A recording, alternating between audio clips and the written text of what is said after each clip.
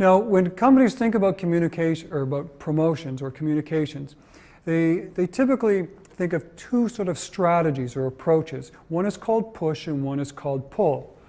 The top example illustrates a push strategy.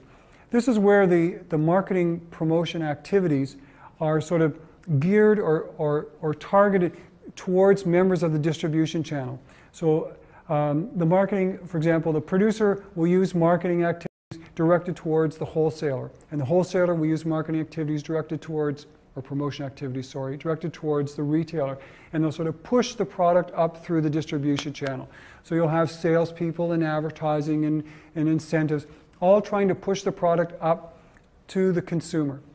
A pull strategy is where the promotion activities like advertising, sales promotion is geared towards the consumer.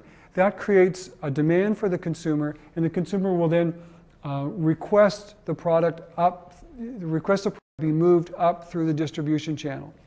So again, a push strategy is where the promotion effort is designed or targeted towards the members of the distribution channel. A pull strategy is where the communication efforts goes toward the final consumer, creating demand and getting them to pull the product up through the distribution channel. In reality, companies tend to use a little bit of both. They might do some consumer advertising as well as some sales force and trade promotion at the distribution channel, but they'll tend to emphasize one more than another. It's not exclusive. So when companies think about sort of advertising, there are a number of sort of decisions that they make as they sort of get ready to develop advertising.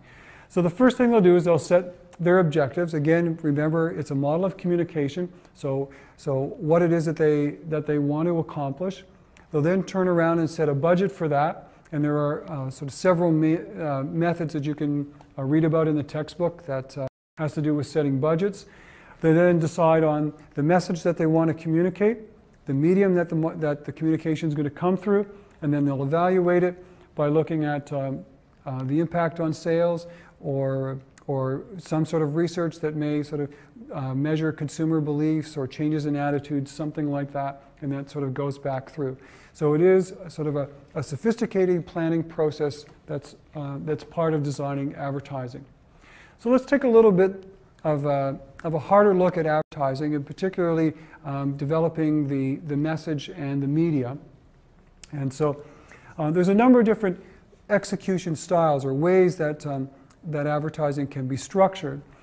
Slice of life, for example, shows people, in a typical situation using the product. This is sort of very common. Lifestyle shows how the product fits into a particular lifestyle. Fantasy, like this Bacardi ad, shows that what the life could be like if you use a particular product. Sometimes advertising is designed to create certain moods or images that is associated with the product and reinforces its positioning.